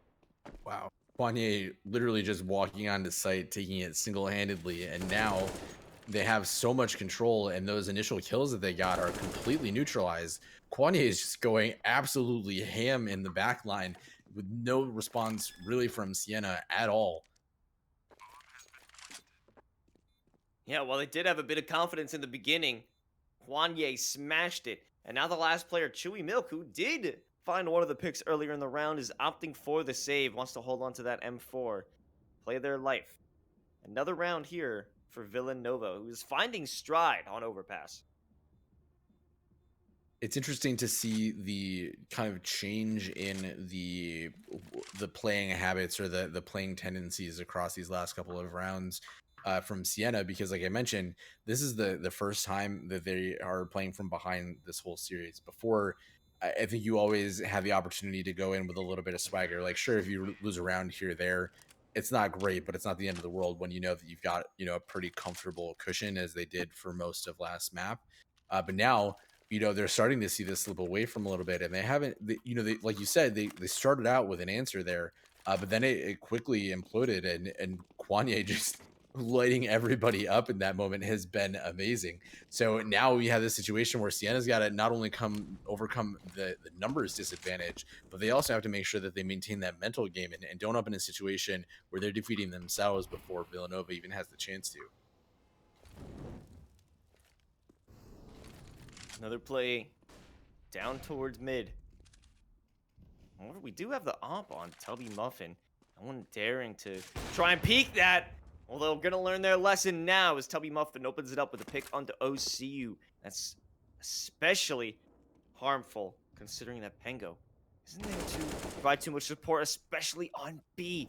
Now they will make their full attack, but Wizard hanging out in water does manage to get one before they can make their full assault. Good enough at least to find that one. Pango blocked off from utility, but the quick peek, Kwanye doesn't fully see that Pango was there, and it allows him to pick up one. They will back off, not trying to swing into the entirety of Villanova. They are hurt. Will actually go to heaven. Maybe find some picks from above. Villanova seems to have found the weakness, at least for the time being, that the B site is pretty achievable. I mean, obviously last round, Kwanye literally just walked in, got that first kill, and then just started walking around in the CT spawn area with basically no worries, no cares in the world, able to do tons and tons of damage. And this is kind of the same situation. I mean, a little bit more of a fight from the side of Siena, but they're still, just kind of, they're reeling, honestly. It seems like they're just really struggling to find their footing after losing that first round that ultimately put Villanova on this streak. Yeah, definitely a different Villanova than what we witnessed previously. Not to say that they weren't finding success in the first map of Vertigo, but they're just not losing many rounds. This is the same way that they've been playing. However, Siena just doesn't have any responses for those opening frags. They might be able to get a picker here or there in the beginning, cutting off a bit of momentum, but when Villanova really decides to execute onto a site, they're unstoppable. Yeah, I mean, I do think it's worth noting in that context that this is Villanova's map pick. They're coming from a position where you would assume that when you pick it, that's, a level of comfort. So you see a little bit of mentality change when you feel like you're playing from home. And the fact that they have that a little bit combined with the fact that the last map was obviously as close as it was, that really could be the difference maker. Because, when you are able to start from the T side and still start with such a level of success so early on, that really sets you up for just a long-term positive result. And so far, obviously with lots of rounds left to go, Villanova is setting themselves to maintain that 500 record. Ooh, 2 kills in conjunction from Villanova, though Siena does find one onto Reshiram. They have that up in control. Pango through the smoke again gets Kwanye down with the shot. 3v3 at the moment, but the bomb will not go down as Loki had been waiting by Monster. Picks up 2, Internet there for the trade, but they're all alone now, and they are bleeding out. Just 10 HP for this player, but they know the second they move away from planting this bomb, it is over. Unless they can get the shot first. No, they barely miss it, but OCU is there for the insurance policy, making sure Internet does not escape for a reposition. That's exactly what they needed, right? They needed to find a way to break the momentum of Villanova. They did it by fixing the issues that they had at B site, by giving Loki the opportunity to play a little bit more freely, changing up the position. And we really see that the difference maker in all these rounds, where it seems one way, has been that flank position. And so far that's worked out really well for them. So now it's a question of whether they're able to maintain this momentum, or we're going to end up in a situation where Villanova just finds that right opening and continues to exploit it. Pango has been looking down that angle for quite some time, but it seems that Villanova has never fully pushed down long for A.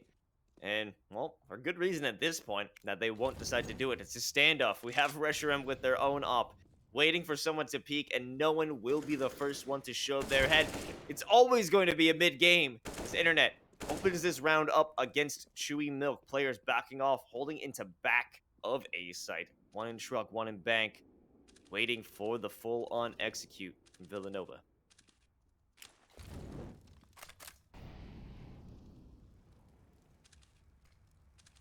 Really the first time that they're starting to make that momentum there. And Pango just being so deadly with that op across. It doesn't matter if there's a smoke or a wall or nothing in between. It's amazing how well he's been consistently damaging with that op. And this could single-handedly be the difference as to whether or not Villanova finds any success on this site or not.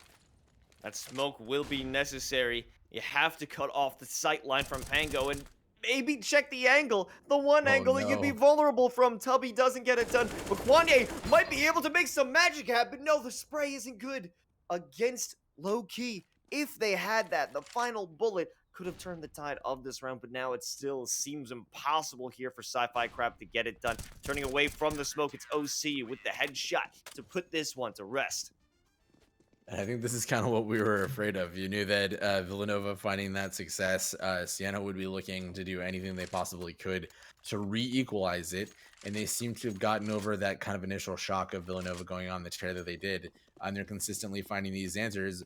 Largely, as we saw in the round previous, has been whether or not Pango is able to find some of those equalizing kills with the op, and so far he just hasn't missed. No, that's such a strong weapon in the hands of that player. They have no response to it, really. They have no way of maneuvering and circumventing the power positions brought to Siena by Pango. And the main answer, whoa, Tubby Muffin, with a dangerous shot, almost took the head off OCU, but not quite. And will be punished for that one. It is Pango, yet again, with the op.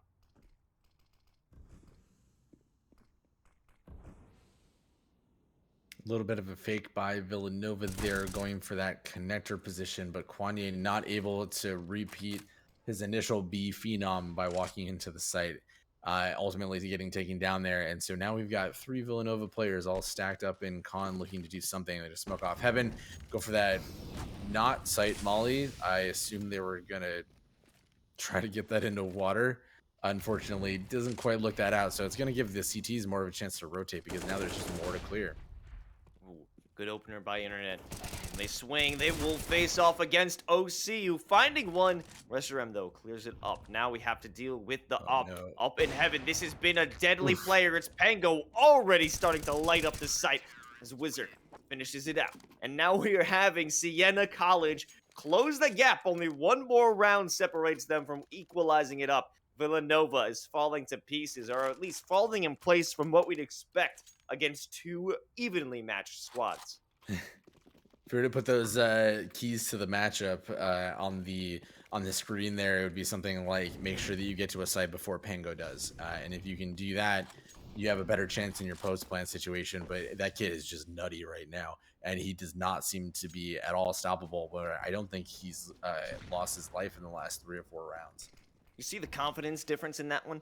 Pango initially holding from all the way back in bank, looking down long, moved halfway up through long, had that forward position on the op, but let's get to it over onto B. It's a trade fest, but Loki now finding themselves a threat in their own with the op as Pango has a lower position, but they don't even need his assistance as players are backing off. They do have the bomb planted, most of them sitting by Monster, and the pincer is here. The flank is done. OCU has helped lock this one down.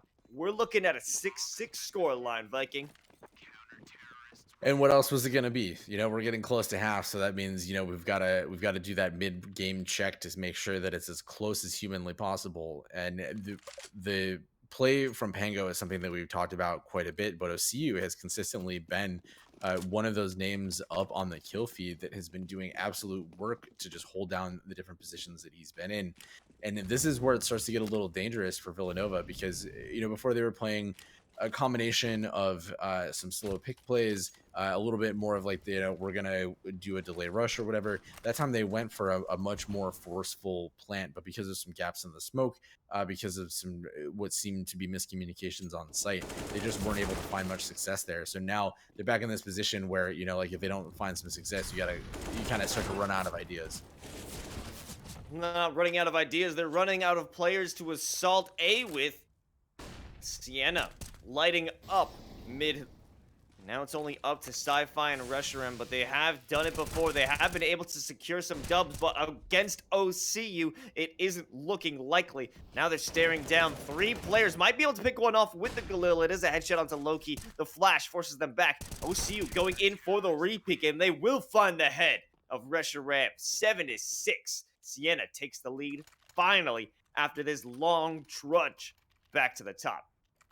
What a wild swing of momentum here. Siena now going 5 rounds without an answer from Villanova means that with these last 2 rounds of the half, Villanova's got to try to get at least one, if for nothing else, just to break that round win chain and try to put themselves in a position to start out the second half in the CT side on more equal footing. Just because, you know, if you get in your own head and you can't find a way to win, or it feels like that, it's really, really hard to come back from that. And you can find yourself going down, you know, 5 rounds as they have right now, or even more. The aggression from these players, the confidence, the self-belief.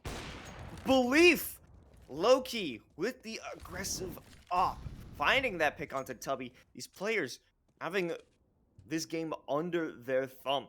They aren't afraid of getting down and dirty. They aren't afraid of having that extended push, the extended reach of their snipers, and it's paying off. However, that is at the price of giving up a long, and you know what? It isn't that tall of a price to pay as Chewy Milk holds it down. We still have Sci-Fi Crab going down the angle, and they do find that first one, though it is blinded onto Pango. That is going to be a huge pick. It allows it to open up for the rest of the team. Internet, Sci-Fi pushing onto site. We do have one player going through underneath. It's Loki with the op, but how effective is it going to be in these close quarters? Might be enough for Wizard to buy some time, or at least get in position as they do manage to even it up. Sci-Fi Crab, the first one to go down. Kwanye hiding in back. Wizard finds another one, but Wizard is going to be alone in a 1v1. The move through smoke might be enough, and it's not going to be a fake. Wizard doesn't even need to fight this one, but they're going to win it out anyway. What a heartbreaking moment. I mean, Wizard, who had been pretty quiet up to this point, coming through with a 3K and the defuse, is just another example of what we've been talking about, right? You get that flank in there, that's going to be the difference maker, because when you lose that 1v1, suddenly you don't have anybody to watch that. Luckily, from the bank position, there was just a little bit of confusion, like the Spider-Man meme coming out of the smoke, and be like, oh no, what's going on? That ultimately was Villanova. It could be a back-breaking round for them, given how close they were to success, just to have that snatched away at the last second. Might be able to find their saving grace, or at least some solace in the last round. It is a little bit of damage, or a lot of bit of damage over onto Internet. making their play toward mid once again. Have Loki just really believes in themselves as they peek through Monster. Little shots going through. Tubby does take the hit. They are working with the op at this point. Letting that kill go free is a big mistake, a big error you don't want to have. You can't allow all this space to be taken back by the CTs, and that's exactly what happened. Siena, full map control, essentially. They're taking the power away from Villanova.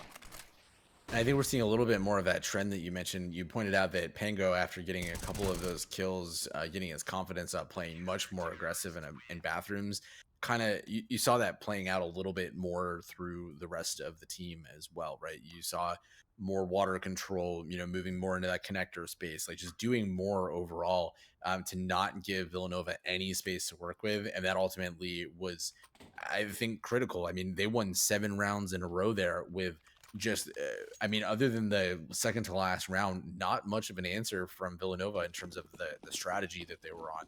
So now Villanova coming into a fresh half on a fresh side have to win this round to reset that. Otherwise we could see Siena just completely running away with this for the rest of the game.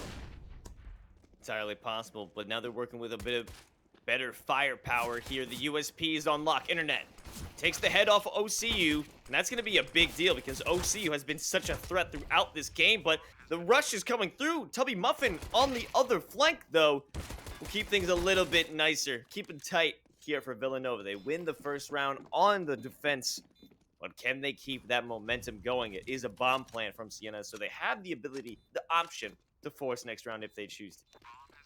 I wouldn't be surprised if we saw that at all. I mean, Siena, obviously, with the confidence of the last half, was feeling themselves getting pretty aggressive. So we'll see if they go through that, although no buys from them yet. Okay, we'll see the light buys. So they're opting for just a little bit of hardware to see what they can get. And I mean, with the confidence that they're probably coming into that, they might expect to do quite a bit of damage with not a lot of investment. Smokes out, not necessary. But it is interesting that the Molly is there so preemptively. Does delay him a little bit. Oh yeah, they see him. Wizardkin's crew are firing upon Kwanye. They're not allowing him to have any mobility, any utility with that scout. And they're doubling back. It's been a full rotation onto Asa, but now they're going through connector. They got punked. Oh, does Villanova notice this in time? I mean, they got a little bit of a rotation back, but not as much. Oh no, Chewy no, Milk. Restroom. Even saying no, there's no chance of you to win this one. They have the M4 in control. All they've got now on the side of Villanova is a scout, but let's see how that matches up to the Tech 9 on site. Internet. That M4, they do have equal weapons in hands, but I don't think it's gonna matter. The momentum is there. The positioning is good here for Siena, and it does come true. Siena turns that force, not even a force, just a pistol Tech 9 rush into a victory and walk away with some weapons. I'm almost speechless. I mean, there was only 2 weapons bought by Siena on that side, and they ran in there with their Tech 9s. They were able to just force that full rotation, like you noticed, and by the time they got there, there was no one sitting on site really able to put up much of a fight. And just the overwhelming, force and numbers that Siena was bringing into those positions was just too much to overcome. And you saw, the way that Restroom was trying to hold off on that position. Like, you have to be so careful about all those flanks because Siena just doesn't care. Oh, man. Siena opening it up. It's Wizard actually right now with a 3K at the moment. Not to be outdone, low-key. Will find another of their own, but Restroom hiding in water. Maybe trying to recover a rifle or two. Maybe trying to earn some frag money. It's just going to be an unfortunate eco for them. Once again, they've got no dough. They have no cash to push off the offensive from Siena. What are they going to do, Viking? Pray to the CSGO gods for some mercy, I think, at this point. It's been, as you pointed out, just really difficult for them to find much traction at all. I mean, they've won 1 out of the last 10, and OCU is still able that seems like a great metaphor for the whole thing. Like, sure, they chased down OCU there to get that kill, but OCU is still able to take one of them out before it's over.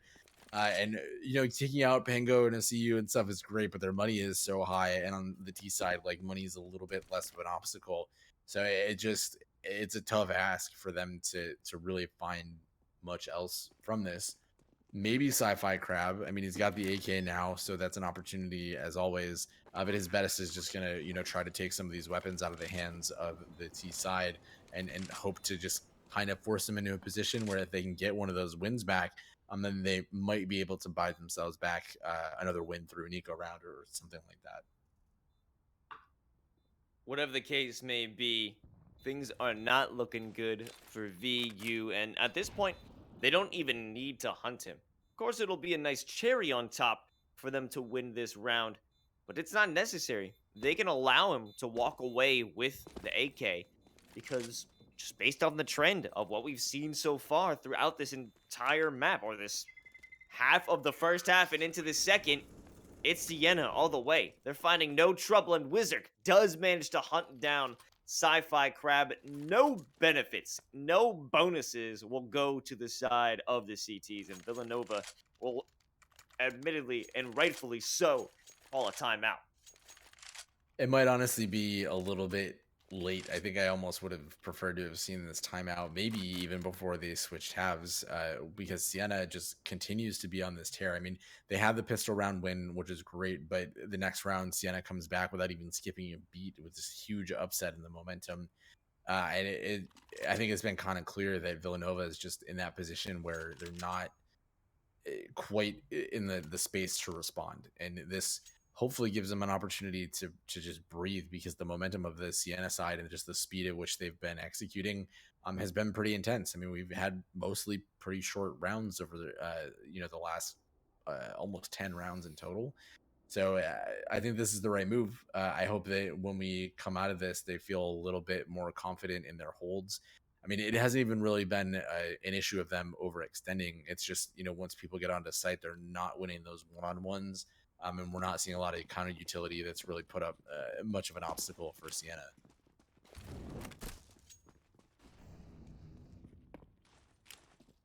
Incense out. Well, no real pushes at this point.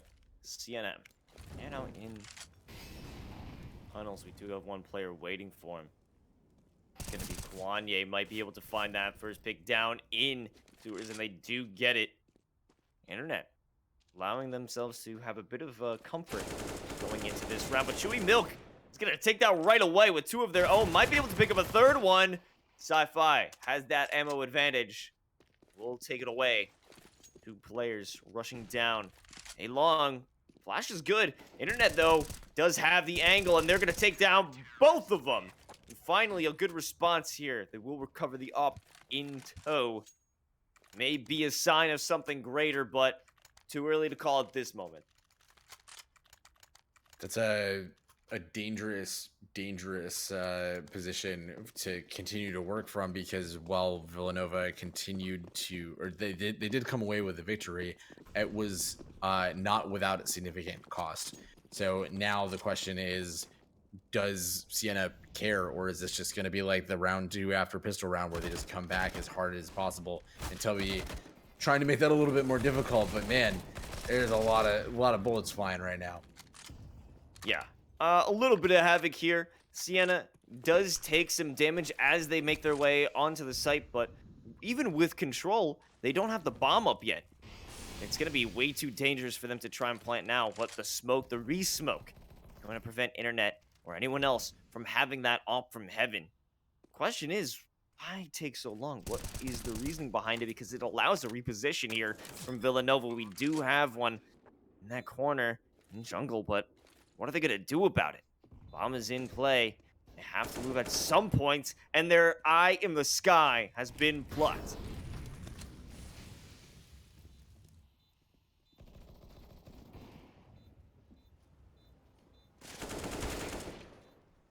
Loki fighting for their life by the pillar. Does leave it up here for Pango. Pango finds one. He gets the diffuser. Just has to play for their life. They just have to ensure, or you know what? They could get the kill instead. Don't do it. Ah, okay. No crouches here yet. All You can see respect it, and all though. love on the server, obviously. Oh man, exactly what what I was afraid of happening, right? You know, like they had that comeback round. Siena says, "All right, whatever. We gave them one. Let's show them why that was a mistake." And they came back, dominated, and Villanova got really close, but unfortunately, they made the tactical error of leaving Pango as the last person alive. And Pango has just been so hot this entire game that it's really difficult to imagine him not putting up an incredible fight as he did. And now we're in a position where Nova's just continuing to see the gap grow and continuing to just make it more difficult because what they're trying just isn't coming to a place where it's creating a foundation for them to continue building off of. They're continuously having to play catch up, not just within the game overall, but within each round. Yeah, and it speaks a little bit more as Siena slowly took control of that last round. There was so much time that they had for a retake on the side of Villanova that Siena slowly finally got the bomb planted onto B site and gave them a lot of time to position themselves for the retake, the contest. And they still managed to lose it out. And it feels like a momentum breaker, a mental killer on the side of Villanova. I mean, that is exactly what it is. Now they're just in a position where they've got to try to pull a Siena, right?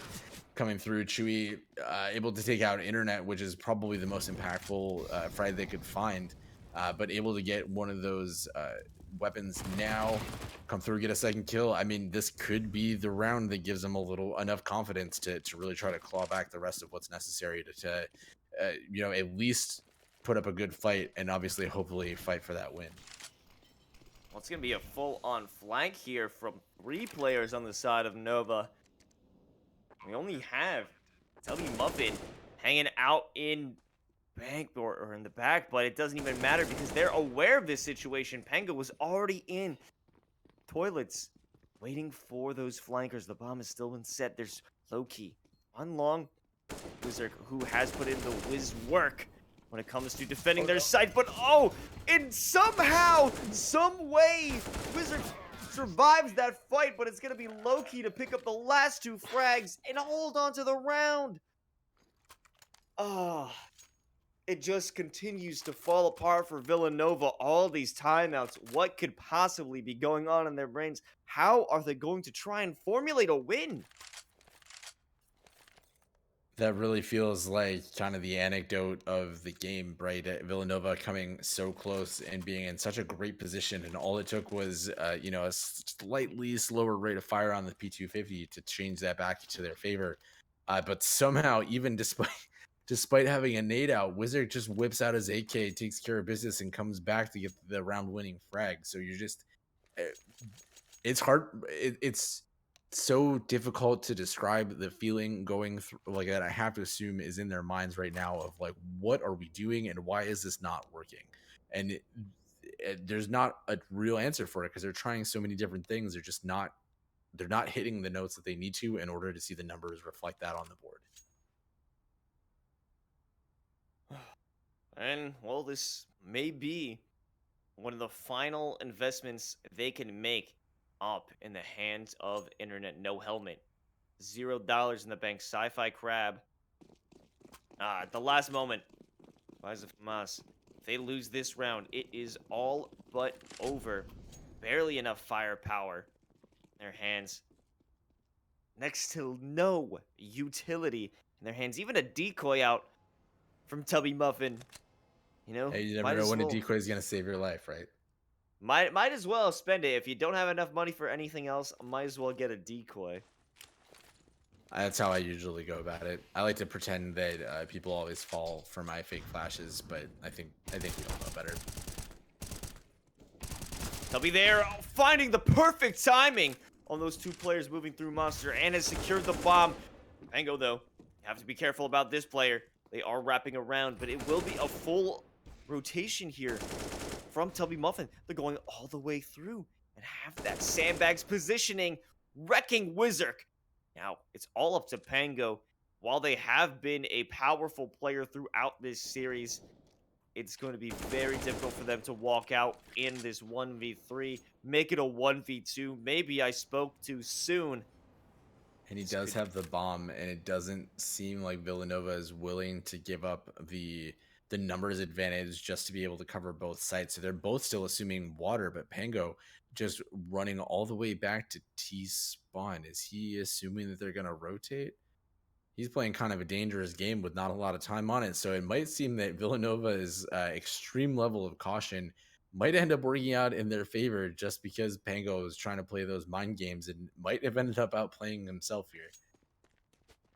Oh, yeah. He's running up with the knife out. I mean, the plan is going to be good. Oh, they missed the op shot, but all right, awesome. Okay. I was a little nervous because, again, we saw how Pango can really do some damage in a 2v1 without much of a thought.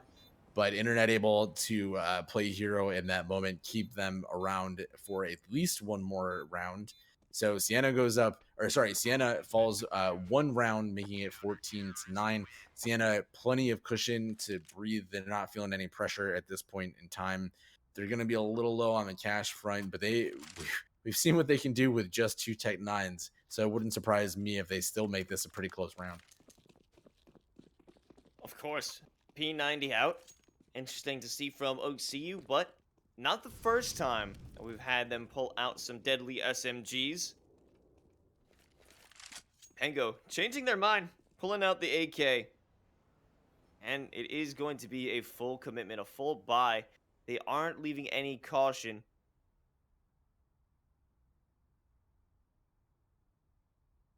Very slow play. Multiple holding down in toilets.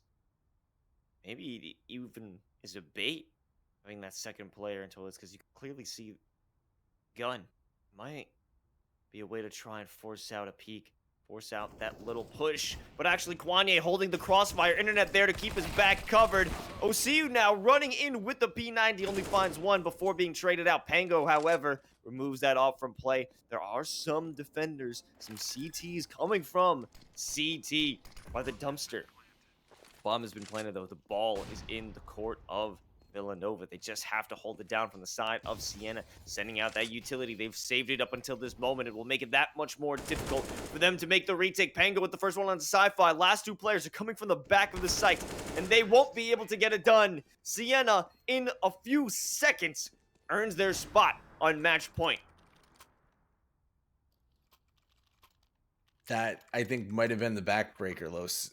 I don't know what we keep talking about these moments where Villanova just, must feel like they're just beating their head against a wall, right? They're trying all these different things. They're getting as close as a team could get, and just ending up in these positions where Pango or Loki or somebody else on the team, at any given time is just hitting those key frags that are ultimately, putting all of the rounds in Siena's favor. So we're about to see a pretty desperate attempt from Villanova with as much as they can get out of it, just a couple MP9s, an MP9 and an MP7, but not gonna be enough. I don't know.